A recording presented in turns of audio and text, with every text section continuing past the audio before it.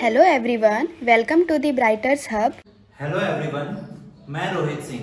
तो आज के लेक्चर में हम मोड देखेंगे। अभी तक के जो भी लेक्चर हुए वहां पे हमने मीन देखा था, तो आज के लेक्चर में हम मोड देखेंगे। तो मैं मोड के क्वेश्चन पर जाने से पहले थोड़ा सा आपको बेसिक आइडिया देता हूं कि मोड अर्थात बहुलक। मोड भी आपको दो टाइप के डेटा के लिए फाइंड करने होंगे और डेटा के टाइप आपको पता है, एक आपका इंडिविजुअल और एक आपका ग्रुप। अब मोड कैसे फाइंड करते हैं वो आपको क्वेश्चन में भी आइडिया आएगा, लेकिन मैं यहां पे आपको बेसिक आइडिया देता हूं। सो इंडिविजुअल जो डेटा होते हैं वो आपको भी पता है कैसे लिखे जाते हैं, कॉमा कर करके x1, x2, x3, ऐसे आपके पास n नंबर ऑफ डेटा होंगे।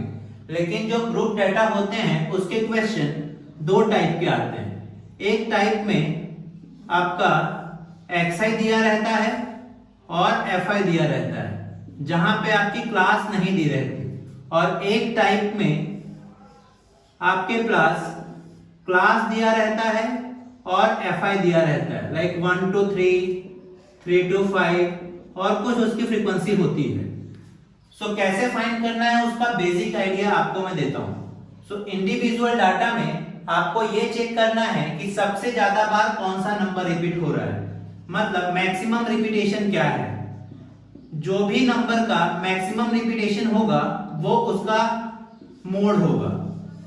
जैसे एक एग्जांपल अगर मैं बेसिक एग्जांपल यहां पे लूं, सो 2 3 3 2 5 6 3 7, ये एक बेसिक एग्जांपल है। अगर कोई आपको बोले कि इसका मोड फाइंड करना है, सो मोड जो मैक्सिमम रिपीटेशन होगा, तो आप यहां पे देख रहे हैं कि 3 सबसे ज्यादा बार रिपीट हो रहा है, इसीलिए इसका मोड कितना होगा 3। और मोड का सिंबॉलिक रिप्रेजेंटेशन z भी है, ये भी आपको याद रखना है। तो आप मोड इक्वल टू 3 लिखिए या तो z इक्वल टू 3 लिखिए। सो ये आपका इंडिविजुअल डाटा का हो गया। ग्रुप डाटा में अगर xi और fi वाला है, सो आपको ये चेक करना है कि कौन सी फ्रीक्वेंसी मैक्सिमम है, मींस मैक्सिमम नंबर कौन सा है। मान लीजिए एक बेसिक एग्जांपल अगर मैं लूं, सो अगर आपके पास कोई ऐसा डाटा है, xi कोई वैल्यू दी है 1 2 3 4 और उसका fi अगर कुछ दिया हुआ है 3 5 6 7, सो सबसे बड़ी फ्रीक्वेंसी कौन सी है? सो यहां पे सबसे बड़ी फ्रीक्वेंसी आपकी 7 है।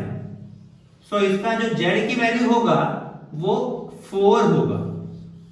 यहां पे ध्यान देने वाली बात है कि z की वैल्यू 7 नहीं होगी। 7 आपको ये बताता है कि जो 4 है वो 7 टाइम है। मींस अगर आप इसको इंडिविजुअल डाटा में देखने जाए तो कुछ ऐसा रहा होगा, 1 3 टाइम्स, 2 आपका 5 टाइम्स, 3 आपका 6 टाइम और 4 आपका मैक्सिमम 7 टाइम। सो ये आपका z हो गया जो मैक्सिमम टाइम रिपीटेशन है। और क्लास वाले क्वेश्चन जो एग्जाम में ज्यादा पूछे जाते हैं उसके लिए थोड़ी सी प्रॉब्लम होगी, क्योंकि आपको एक फॉर्मूला याद रखना होगा। सो फॉर्मूला आपका होगा z equal to means mode equal to l plus f1 minus f0 upon 2f1 minus f0 minus f2 into h। h क्या है? हाइट, जो आप मीन में भी करते थे और ये चीजें आपके लिए नई आई है। सो यहां पे समझाने से बेटर है कि मैं आपको एक क्वेश्चन लेके समझाऊंगा जिससे आपको बेटर आइडिया आएगा। सो ये शॉर्ट डिस्कशन था कि कोई भी डेटा के लिए मोड कैसे ढूंढना है।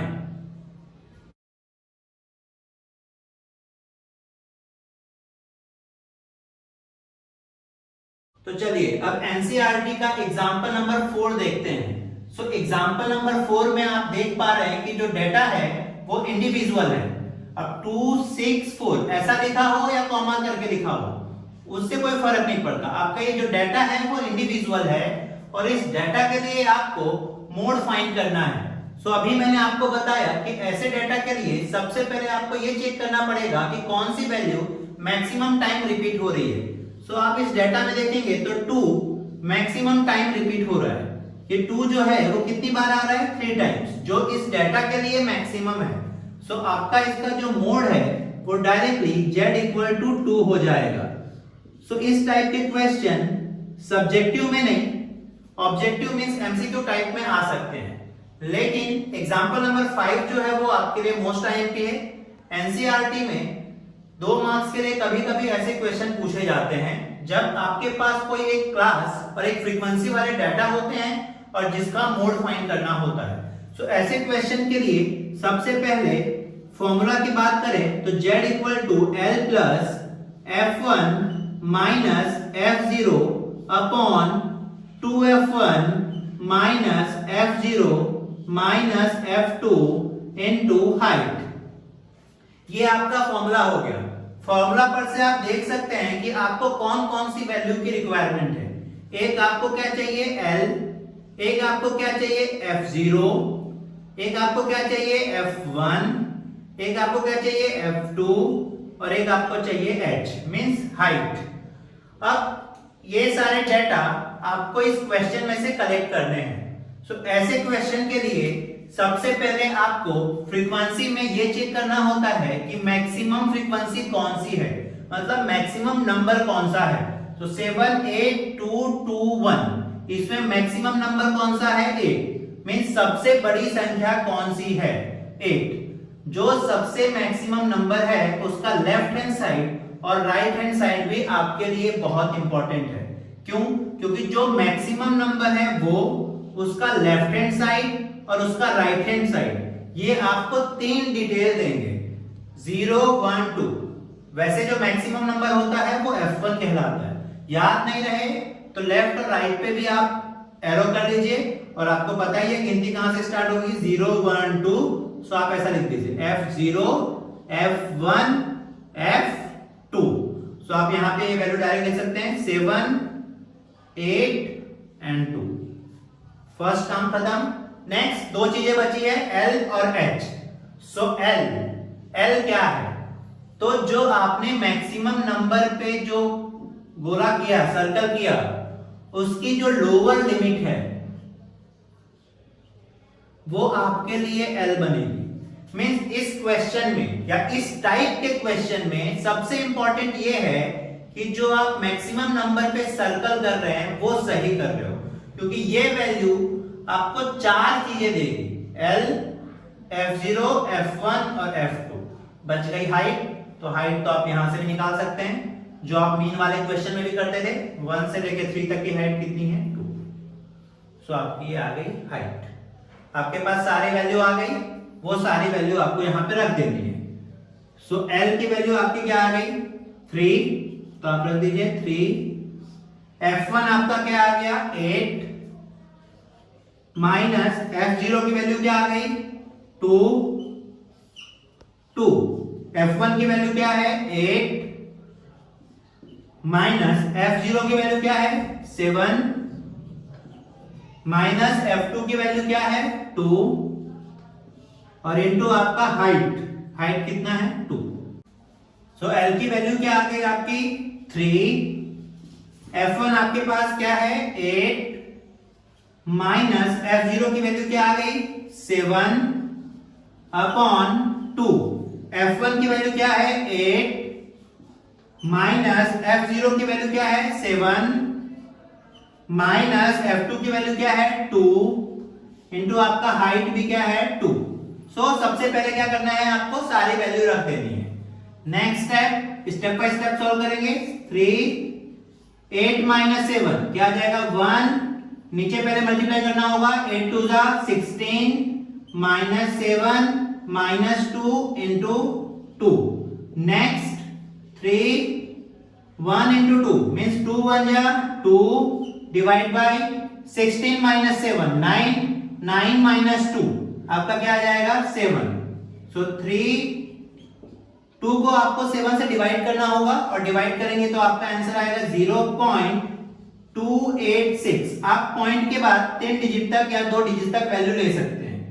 सो z equal to 3.286। So class वाले जो डेटा आपके पास हो सो उसका मोड फाइंड करने का ये तरीका है। तो चलिए अब एनसीईआरटी का एग्जांपल नंबर 6 देखते हैं। तो एग्जांपल नंबर 6 के क्वेश्चन को जब आप पढ़ेंगे तो उसमें जो लिखा हुआ है कि डेटा जो है वो टेबल 14.3 में से लेना है। सो मैंने आपके लिए टेबल 14.3 यहाँ पे बना दिया है और डेटा के बाद आपको ये बोला है कि इसका मोड फाइंड कीजिए और मीन के साथ इसको कंपेयर कीजिए। तो ऐसे क्वेश्चन के लिए सबसे पहले हम मोड फाइंड करेंगे। सो मोड में आप देख सकते हैं कि जो ये डेटा है वो आपका क्लास टाइप का है। सो z इक्वल टू फॉर्मूला आप लगाएंगे। फॉर्मूला क्या है? L plus F1 minus F0 upon 2F1 minus F0 minus F2 into आपका क्या हो जाएगा? हाइट। सो आपको कौन कौन सी वैल्यू की रिक्वायरमेंट है? सो वैल्यू की जो रिक्वायरमेंट है वो आप यहां पे लिख दीजिए। L equal to F0 equal to F1 F2 and आपका हाइट। सो मैंने अभी आपको बोला कि सबसे पहले क्या देखना है कि सबसे बड़ी फ्रीक्वेंसी कौन सी है। सो सबसे बड़ी फ्रीक्वेंसी आप यहाँ पे देखेंगे तो क्या है? 7। और उसके लेफ्ट हैंड वाला और राइट हैंड साइड वाला बहुत मैटर करता है क्योंकि ये आपको 3 वैल्यू देगा। तो ये आपका क्या हो जाएगा? F0, ये क्या हो जाएगा? F1 और ये क्या हो जाएगा आपका? F2। सो 3 7 6 मींस एक सर्कल करने पे आपको 3 वैल्यू और चौथी वैल्यू इसकी जो लोअर लिमिट होती है वो L कहलाती है। सो L आपका क्या हो जाएगा? 40। सो आपको एक सर्कल अगर आपने सही कर दिया तो आपको 4 वैल्यू मिल जाती है। और नेक्स्ट बचता है हाइट। तो हाइट आप यहाँ पे देख सकते हैं 10 to 25 मींस हाइट आपका कितने का है? 15 का। सो आपके पास सारी वैल्यू आ गई। अब इस सारी वैल्यू को आपको फॉर्मूला में रखना है। सो z इक्वल टू ये आपका फॉर्मूला है। L की वैल्यू यहां पे आ गई 40, F1 आपका आ गया 7 माइनस F0 आपका आ गया 3, 2 F1 की वैल्यू आपके पास है 7 माइनस F0 आपका कितना है? 3 माइनस F2 की वैल्यू क्या है? 6 इंटू हाइट आपका कितना है? 15। नेक्स्ट स्टेप 40 प्लस 7 माइनस 3 आपका क्या हो जाएगा? 4 7 टू 14 माइनस 3 माइनस 6 इंटू आपका हाइट। नेक्स्ट 40 प्लस 15 4 आपका क्या हो गया? 60। यहां माइनस करना है। सो 40 माइनस 3 आपका क्या आएगा? 11 और 11 माइनस 6 11 माइनस 6 आपका क्या हो जाएगा? 5। सो यहां पे आप कैंसिल आउट करेंगे 5 1 जा एंड 5 2 जा। सो 40 प्लस 12 यानी आपका z की वैल्यू कितना आ जाएगा? 52। सो आप z इक्वल टू 52 मींस आप कह सकते हैं कि नंबर ऑफ स्टूडेंट जो यहाँ पे डेटा है उसमें मैक्सिमम वैल्यू जो आई है वो 52 मींस ज्यादा से ज्यादा बच्चों ने 52 मार्क्स लाए हैं।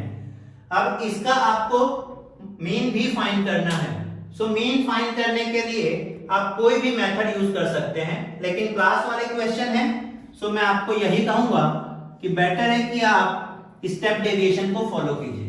सो स्टेप डेविएशन का आपका थोड़ा सा रिवीजन भी हो जाएगा। सो स्टेप डेविएशन में सबसे पहले क्या करना होता है? क्लास में क्वेश्चन पर से लिख दूंगा 10 to 25 25 to 40 40 to 55 55 to 70 70 to 85 और नेक्स्ट 85 to 100। क्लास के बाजू में हमेशा आपको क्या फाइंड करना होता है? xi कैसे फाइंड करते हैं आपको पता ही है अगर आपने पीछे के लेक्चर देखे हैं। Lower limit plus upper limit divide by 2। So 10 plus 25 आपका क्या हो जाएगा? 35 डिवाइड बाय 2। सो आपका कितना आ जाएगा? 17.5। ये आपकी xi की वैल्यू आ जाएगी। नेक्स्ट स्टेप आप देख लीजिए डिफरेंस कितने का है? 15 का। तो आप 15 इसमें ऐड करते जाइए आपको नई xi मिलती जाएगी। तो ये इसका xi हो गया। अब यहां पे अगर आप 15 ऐड करेंगे तो आपका क्या हो गया? 7 5 12 1 1 1 32.5। फिर इसमें आप 15 ऐड कर दीजिए सो आपका इसका एक्सआई मिल जाएगा 5 5 2 7 3 1 4 47.5। नेक्स्ट फिर से यहाँ पे 15 ऐड कर दीजिए। सो आपका इसका एक्सआई मिल जाएगा 0.5 7 + 5 2 4 5 and 6 62.5। नेक्स्ट इसमें फिर से 15 ऐड कर दीजिए। सो 0.5 77.5 और नेक्स्ट इसमें फिर से 15 ऐड कर दीजिए तो 0.5 2 92.5। सो आपका एक्सआई का ब्रैकेट रेडी हो गया। मींस फर्स्ट एक्सआई आप फाइंड करके अगर डिफरेंस सेम है तो वो डिफरेंस आप ऐड करते जाइए, आपका एक एक्सआई मिलता जाएगा। नेक्स्ट ब्रैकेट आपका क्या है ui। So ui equal to formula क्या हो जाएगा आपका xi minus a upon h। So ui find करना यहाँ पे इजी है क्योंकि क्लास का जो डिफरेंस है वो आपका सेम है। सो आप सबसे पहले a फाइंड कीजिए। तो a कहां से लेना होता है ऑलवेज xi में से। कौन सी वैल्यू सेंटर वैल्यू। तो यहाँ अपने पास 6 डाटा है। सो सेंटर वैल्यू आप कोई भी ले सकते हैं, या तो 47.5 या तो 62.5। आपको कोई भी एक a लेना है, वो वैल्यू अजम्पशंस रखनी है। सो a के सामने आपको क्या लिखना होता है 0 जैसे मैंने कहा था। नीचे की तरफ जाने पर आपको पॉजिटिव नंबर सो 1 2 और 3। ऊपर की तरफ जाने पर negative number -1 and -2। So ui का ब्रैकेट रेडी हो गया। नेक्स्ट काम आपको क्या करना है fi। सो fi कहां से मिलेगा क्वेश्चन पे से। और मैं बार बार आपको बोलता हूं fi लिखते समय ध्यान देना है कि डाटा उसके सामने लिखे जा रहे हैं। सो आपका ये 2 3 आप देख रहे हैं क्वेश्चन पे से मैं लिख रहा हूं 7 6 6 एंड 6। और नेक्स्ट स्टेप है आपका fi ui। तो 2 2 जा -4 -3 0 6 12 18। तो आपका ब्रैकेट रेडी हो गया। नेक्स्ट काम है आपका एडिशन। सो इसको ऐड नहीं करना होता, इसको भी ऐड नहीं करना होता और इसको भी ऐड नहीं करना होता। तो आप लिख दीजिए टोटल। अब सिग्मा fi इसको आपको ऐड करना है तो सिग्मा fi लिखिए या तो n लिखिए, दोनों चलेगा। ऐड कर दीजिए 7 + 3 10 12 18 18 + 6 24 + 6 30 मींस 30 स्टूडेंट का डाटा आपके पास है। सिग्मा fi ui में भी पहले आपको कहा है मैंने नेगेटिव डाटा को ऐड कीजिए। सो -7 पॉजिटिव डाटा को ऐड कीजिए 18 + 12 30 + 36। 36 में से आप 7 माइनस करेंगे तो आपका कितना आएगा 29 और वो भी पॉजिटिव, राइट।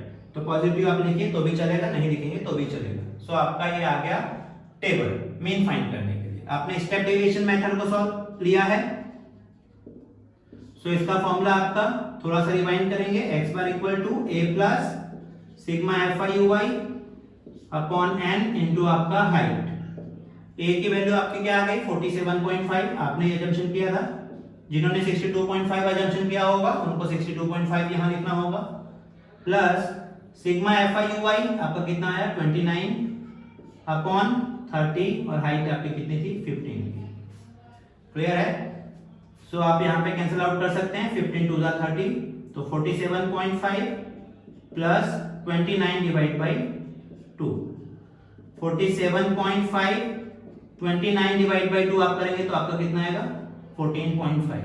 अब इस दोनों को ऐड कर दीजिए 47.5 प्लस 14.5 तो आपका ये आ गया 5 5 10 0 ऊपर 1 7 8 4 12 1 4 and 5 and 6। सो x बार इक्वल टू आ गया आपका 62। सो क्वेश्चन में यही दिया था कि आपको मोड और मीन का डिफरेंस या तो चेक करना है कि क्या कंपैरिजन है। सो z आपका 52 x बार इक्वल टू 62। तो इससे एक चीज आपकी क्लियर हो रही है कि जो आपके पास डाटा दिए थे 30 स्टूडेंट की उसमें मैक्सिमम बच्चों ने 52 मार्क्स लाए हैं। मींस 52 की फ्रीक्वेंसी ज्यादा रही होगी। लेकिन अगर आप इस डाटा का मीन निकालने जाएंगे मतलब एवरेज कितना आया है स्टूडेंट का मार्क्स तो वो कितना आया 62। सो आज के लेक्चर के लिए हमने मोड देखा और मीन को भी थोड़ा सा रिवाइज किया। तो आज का लेक्चर अगर आपको पसंद आया हो तो इस लेक्चर को अपने दोस्तों के साथ शेयर कीजिए तथा इस चैनल को सब्सक्राइब कीजिए और सब्सक्राइब करने के बाद उसके बाजू में बेल आइकन दबाना ना भूलें जिससे आने वाली वीडियो के आपके नोटिफिकेशन मिलता रहे। आज के लेक्चर में आपको कोई भी कंफ्यूजन हो तो आप कमेंट बॉक्स में लिखिए या तो आप चैनल के अबाउट में जाके मेल आईडी पर भी आप मेल कर सकते हैं। मैं पूरी कोशिश करूंगा कि आपके क्वेश्चन का आंसर जल्दी से जल्दी दे सकूं। Thank you.